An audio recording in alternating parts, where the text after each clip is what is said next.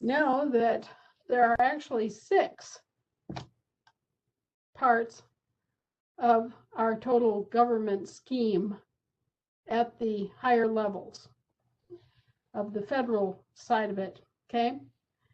There's the Union that started back in 1776, and that's how we started, was in a union of all of the former colonies, okay?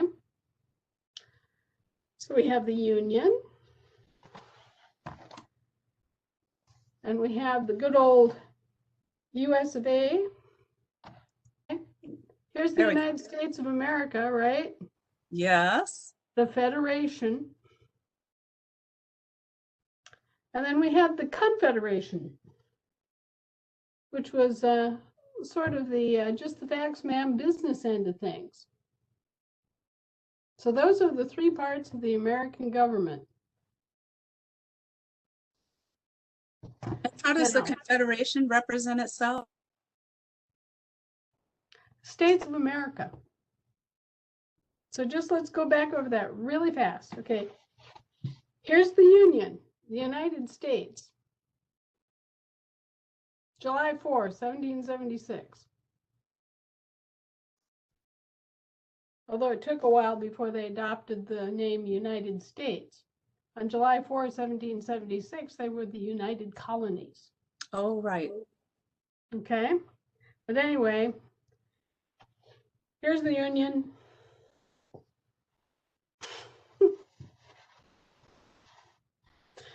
You get the idea.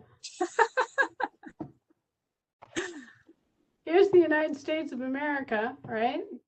Federation. The Federation. And the Confederation. States of America. The States of America. That's the American government. Sum total, right there. Boom. When you're talking about land and soil, think of it as a layer cake with 2 layers, okay? And all the pieces are cut out in the shape of our familiar shape of our states, okay? So the soil is on top, the land is underneath the soil, supporting the soil, right? That top layer is the soil jurisdiction. That's the national jurisdiction, right? That's what defines our country. And the soil jurisdiction is where we live. If you think about it, it's very practical. It's where we put our feet, right? That's what we walk on. All right, so this is where we have our standing. Okay, so these states, these little first layer of the cutout, all taken together, is the United States, with a capital T, small h, small e, the United States, upper lowercase, with the definite article included as part of the name. That's our soil jurisdiction. That's the name of our country in soil jurisdiction. And each one of those states is known as a union state.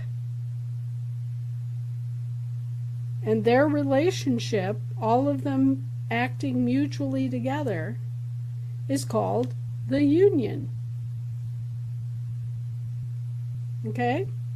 And that is a whole contiguous, living, breathing layer of our government, which is of prime importance to you as you live your life. That is the source of your local government. That is the county level, okay? So that you have your own local government within your union state. Mm-hmm. Right. And the union states are defined and have borders and are physical Okay? Now the second layer is the land. The land underlies the soil and supports it. From the center of the earth up, okay? That's the land. So that second layer underneath the soil jurisdiction is the international jurisdiction of the land associated with the national jurisdiction of the soil. Got it. Okay? So the international jurisdiction is what we think of as the subsoil.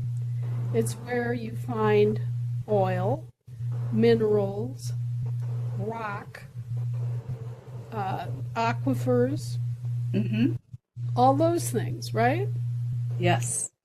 All right. So people get confused because when they say state, they may mean a union state or they may mean a state of the union.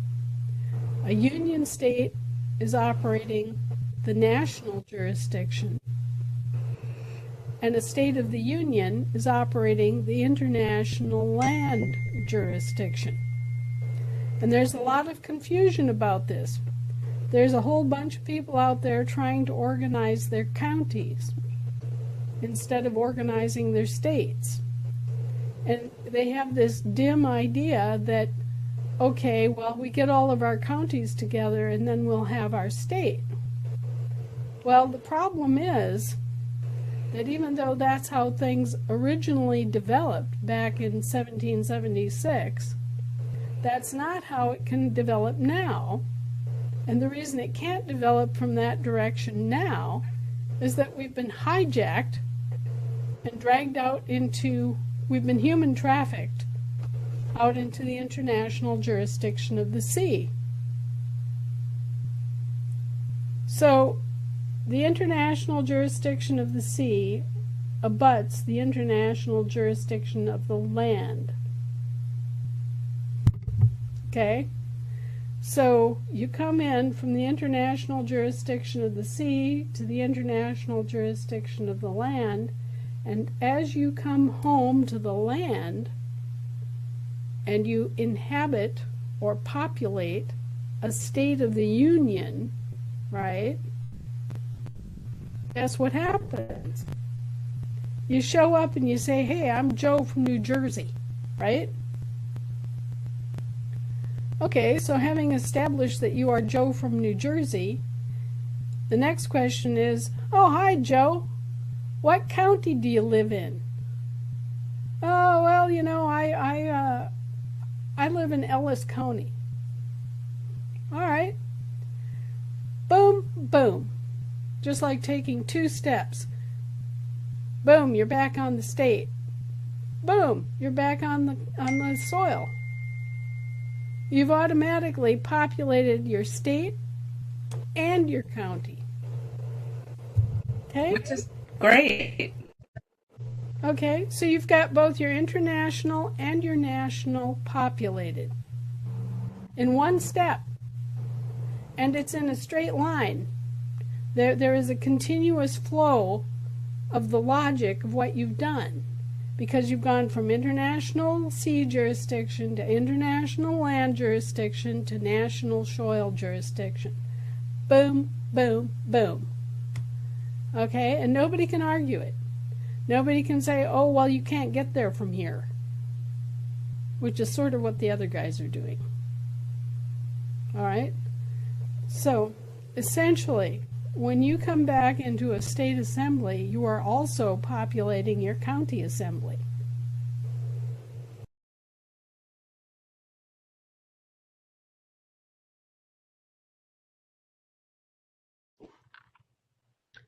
So, what we have done is we've awakened the Federation.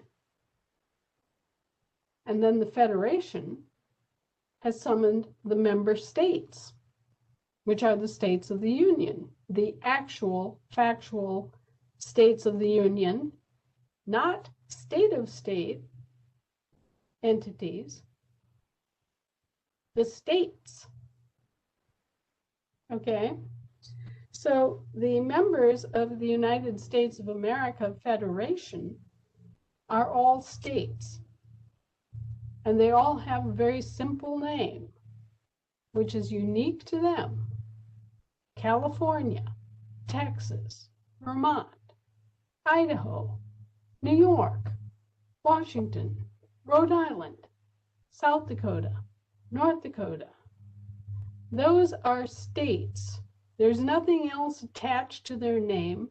It's plain old upper lower case, and it is a name, period. Okay, that's the actual state. Those are the members of the Federation.